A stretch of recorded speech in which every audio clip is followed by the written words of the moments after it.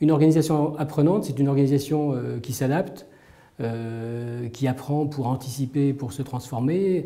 En bref, c'est une organisation qui n'est pas mécanique, c'est une organisation qui est quasiment organique et qui s'adapte à un environnement qui aujourd'hui change de plus en plus et de plus en plus vite, et en plus dans des directions qu'on ne connaît pas. Donc cette nécessité d'apprendre est au cœur de l'organisation, d'où l'importance de rendre les organisations apprenantes. Le concept est né aux États-Unis dans un monde plutôt de la recherche, avec des gens comme Chris Argyris, qui ont ensuite, autour des modèles mentaux, ont été suivis par Peter Senge, qui lui a, je dirais, vulgarisé et compilé un peu toutes les recherches qui avaient été faites. Et il a écrit à ce sujet un livre qui s'appelle La 5e discipline.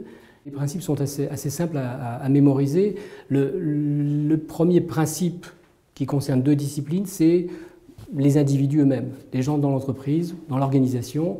Et il y a 2 disciplines qui sont absolument essentielles. La première, qu'on appelle la maîtrise personnelle, mais qu'on pourrait résumer, parce que c'est ce qu'on voit, sur l'envie d'apprendre qu'on a individuellement ou pas, ce qui est une envie qui n'est pas évidente pour tout le monde. On pourra y revenir. Une deuxième discipline qui est très importante pour l'apprentissage, puisque les choses changent en permanence. Les schémas, les préjugés qu'on peut avoir sont remis en cause de façon presque systématique, sans parfois qu'on s'en rende compte. Et donc ce qui est important, c'est de pouvoir justement accepter cette remise en cause des schémas mentaux. Ça, ce sont les 2 premières disciplines des individus. Ensuite, au niveau de la collectivité de l'entreprise ou de l'organisation, il y a 2 autres disciplines qui sont très importantes. Une première, c'est que finalement, on s'en aperçoit d'ailleurs dans la pédagogie, on apprend d'autant plus facilement qu'on apprend avec les autres. On échange, j'allais dire, aussi bien nos ignorances que nos savoirs, aussi bien nos erreurs que nos réussites. Et c'est cette agglomération de tous ces éléments-là qui va faire que par équipe et en équipe, on va pouvoir apprendre. Aujourd'hui, on a le terme d'intelligence collective qui peut résumer ça. Ça, c'est une première chose. Et la deuxième chose qui est très importante, c'est qu'on veut apprendre, mais pourquoi et vers quoi?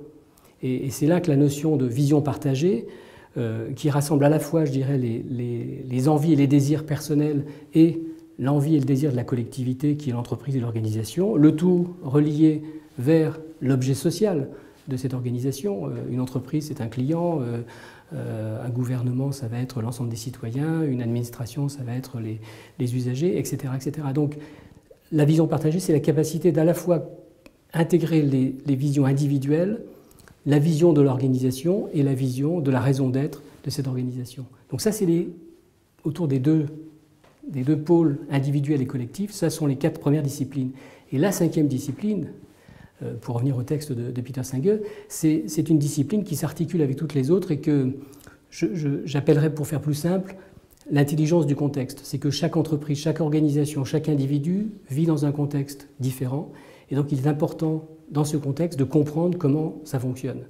Et très souvent, on a une vision très mécanique des causes et des effets. Alors que dans la réalité, on le sait très bien, des actions qu'on a menées ne vont pas du tout avoir les résultats qu'on attendait. Et à l'inverse, des causes qu'on a ignorées vont revenir quelques années après, nous remettre en cause. Et donc cette intelligence systémique, qui en France a été vulgarisée par Edgar Morin, a été vraiment un des fondements de l'organisation apprenante, et ne pas perdre de vue que ces 5 disciplines, donc l'envie d'apprendre, les schémas mentaux pour les individus, la vision partagée et l'apprentissage en équipe avec la vision systémique, forment un système. Chacune interagit avec les autres.